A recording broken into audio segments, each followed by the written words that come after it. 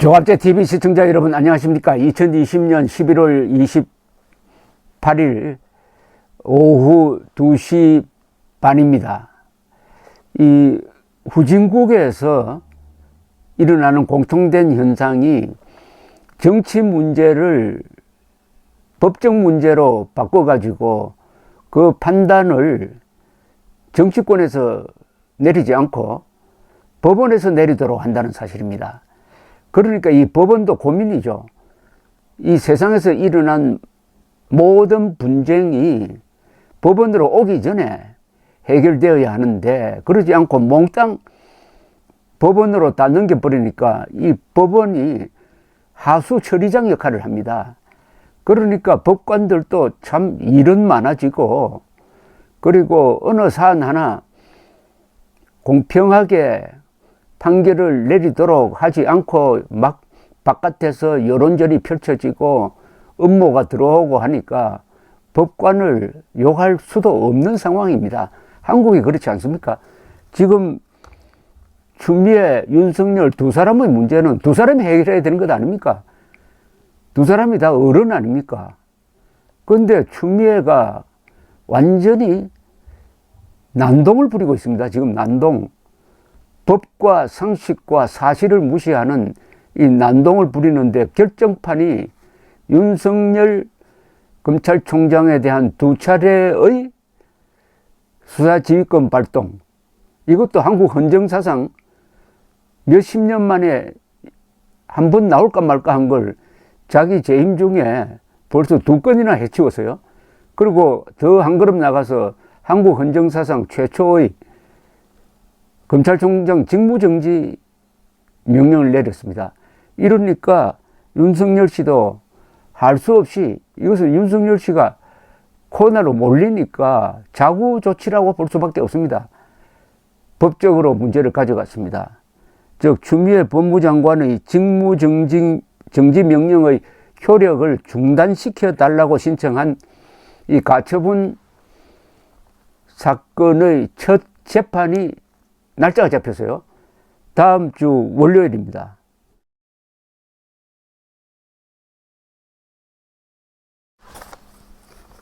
법무부의 징계위원회가 2일 열리게 돼 있는데 2일 열리기 전에 빠르면은 30일이나 1일이나 1일에 이 가처분 신청에 대한 법원의 판단이 나올 가능성이 있습니다. 그러면 두 가지죠.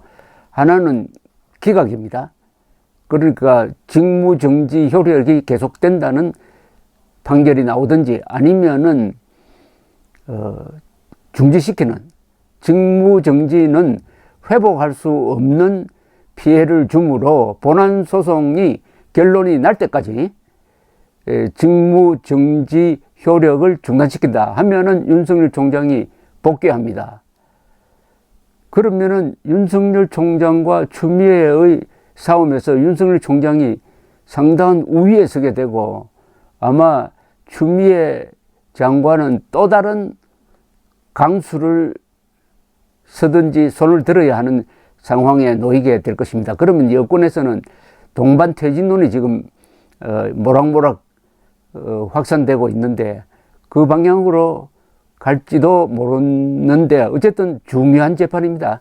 어떻게 보면 역사적 재판입니다. 이 재판을 맡게 될 부서가 정해졌습니다. 서울행정법원 행정사부입니다. 조미연 부장판사네요. 30일 오전 11시에 윤 총장 신청 사건에 대한 신문기일을 잡아가지고 비공개로 연다고 어제 발표를 했습니다. 그러니까 윤 총장 측과 법무부는 법정에서 치열한 공방을 벌일 것으로 보입니다. 법무부는 윤 총장의 비위가 중대하여 직무정지가 불가피하다는 입장이고, 윤 총장은 추 장관이 직무정지의 근거로 삼은 6가지 사유는 사실이 아니며 총장의 직무배제는 돌이킬 수 없는 피해를 낳는다라고 이렇게 변론할 것으로 보입니다. 이 법원의 이 결론은 빨리 나와야 하는데 빨리 나오려면 30일이나 1일이고 아니면 2일 징계위원회 결과를 보고 미뤄질 수도 있다고 봅니다. 법원이 직무정지가 윤 총장에게 회복하기 어려운 피해를 준다고 판단하면은 이에 대한 본안소송 결론이 나올 때까지는 이 효력을 한시적으로 이제 정지시키게 되고, 그러면은 윤 총장은 복귀합니다. 그런데 법원이 윤 총장의 신청을 기각할 경우에는 직무정지 효력은 계속되고 윤 총장이 아주 어렵게 될 것으로 보입니다. 이 조선일보는 법조계의 의견이라면서 법원이 윤 총장의 집행정지 신청을 받아줄 가능성이 더 크다는 관측이 있다고 했습니다. 검찰총장 직무정지는 사실상 총장 해임과 같기 때문에 윤 총장에게 큰 피해를 주는 조치라는 겁니다. 자, 이것을 판단하는 데는 법리적인 판단과 사실적인 판단을 내리면은 이건 분명히 이 직무정지 효력을 중단시키는 결정이 나와야 합니다. 그건 뭐 1 더하기 1은 2라는 것처럼 명백한 사실입니다. 왜냐하면은 총장은 2년 임기제를 갖고 있습니다. 2년 동안은 정치권의 압박을 받지 말고 독립적으로 검찰권을 행사하라는 겁니다. 그런데 이런 사소한 이유로, 아니 사소한 이유가 아니라 완전히 거짓과 일방적인 주장에 근거한, 즉 증거가 없는 이유로서 만약 직무정지를 할 수 있도록 한다면은 검찰 독립, 검찰총장의 임기제 아무 의미가 없어지고, 그때부터 검찰 조직은 법무장관의 손발에 지나지 않고 그 법무장관은 정치인이 임명되면 그걸로 이 정권의 하수기관으로 전락하게 되는 것이요. 그러니까 이 법정에서 다룰 거는 다 증거입니다. 바깥에서 뭐 아무리 떠들고 뭘 해도 법정에 제출되는 증거가 있느냐는 건데, 6가지 해임 사유 어느 하나를 봐도 그게 다 무리다, 확정된 사실도 아니다, 증거력이 과연 있겠느냐, 증거력이라든지 증명력이 과연 있겠느냐, 저는 의심스럽습니다. 그런데 법무부는 더구나 이 정권은 지금 어디에 초점을 맞추고 있느냐 하면은 판사 사찰에 딱 포인트를 맞추었습니다. 그건 여러 가지 이유가 있죠. 검사가 재판부의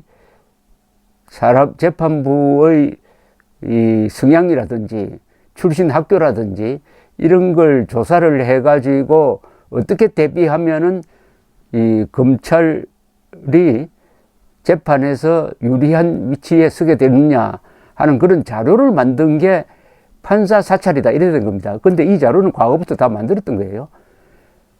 그리고 공개된 정보 수집입니다. 뒷조사를 한 것도 아니고 도청한 것도 아닙니다. 그러면 이것은 합법이죠. 그런데 이걸 가지고 사찰이라고 딱 낙인을 찍어 가지고 들이대면은 판사들을 자극하게 될 겁니다.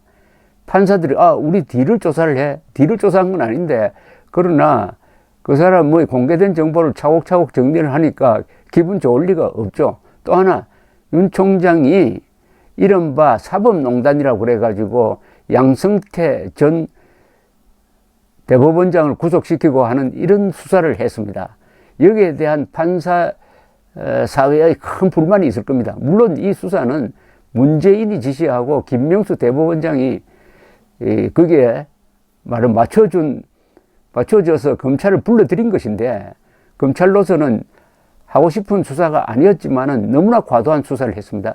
이게 윤석열 총장에 대한 불만으로 지금 잠재돼 있다면은 이것 또한 불리하게 작용할 거라고 봅니다. 그 다음에 윤 총장에게 유리할 점은 여론의 변화죠. 여론은 거의 압도적으로 추미애의 직무정지 조치가 잘못되었다는 겁니다. 그래 해가지고 문재인 지지율도 폭락하고, 동시에 아주 참 이상한 게 내년 재보궐선거에서는 야당을 찍어줘야 되겠다 하는 여론이 압도적으로 높아지고, 더구나 부산, 서울에서 반정부 여론으로 굳어지고 중도층이 이탈하고 보수층은 결집하고 하는 이런 큰 여론구조의 변화를 보이고 있고, 또 이 재판부에 영향을 줄 만한 사건은 검사들이 다 들고 일어나가지고 평검사, 지검장, 고검장까지 들고 일어나가지고 윤석열의 이 조치는 불법한 것이다. 위법이다라고 했습니다. 그러니까 검사라면은 법률 전문가죠. 판사도 법률 전문가입니다. 법률 전문가의 다수 여론이 이것은 위법한 거다라고 판단을 했는데 행정법원만이 아니다 해가지고 직무정지 시킬 수 있겠느냐. 직무정지를 그러니까 그 효력이 지속되도록 할 수 있겠느냐. 이런 걸 보면은 객관적인 상황은 윤 총장에게 유리합니다.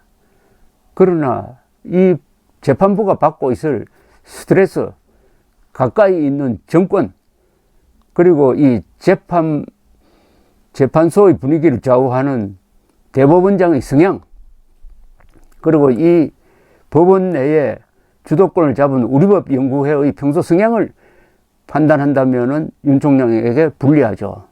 결국 이 재판부, 조미연 부장판사 재판부에 큰 짐이 실렸습니다.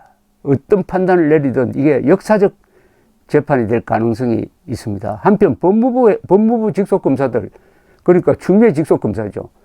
법무부와 추미애와 그 신복인 법무부 검찰국장 직속검사들도 윤 총장에 대한 직무정지는 위법이다라고 주장하면서 검찰국장 심재철 검찰국장을 찾아가서 항의를 했다. 이 뜻이 법무장관에게 전달되도록 해달라고 그 코밑에서 법무장관과 검찰국장 코밑에서 이건 항명이 아닙니다. 정당한 뭐라고 그럴까요?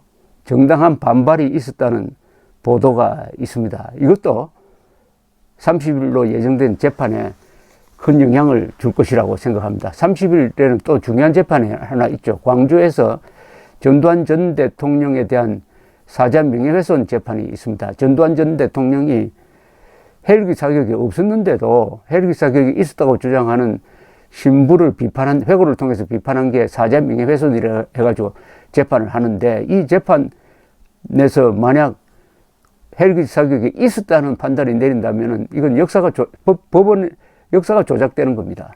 그 전에 이미 부분적으로 조작되었어요. 송영무 국방장관이 문재인 정권의 주문을 받아가지고 그동안 5차례 국가적 조사에서 부정되었던 광주 사태 헬기 사격이 있었다는 아주 참 희한한 비굴한 결과를 내놓은 게 재판에 어떤 영향을 주느냐. 그 엉터리 보고서를 받아가지고 그걸 근거로 해가지고 유죄 판결을 내릴 것이냐, 아니면 독자적인 판단을 통해서 역사의 진실을 지켜낼 것이냐. 그것도 주목할 바입니다. 어쨌든 한국에서 이렇게 법원을 바쁘게 했어야 되겠습니까? 법원에 갈 사건을 보내야지. 거의 대부분이 30일에 있을 중요한 재판 2개가 다 정치적 재판입니다. 정치권이 해결해야 될 문제를 법원으로 보내가지고 판사들을 괴롭게 만들고 있습니다. 감사합니다.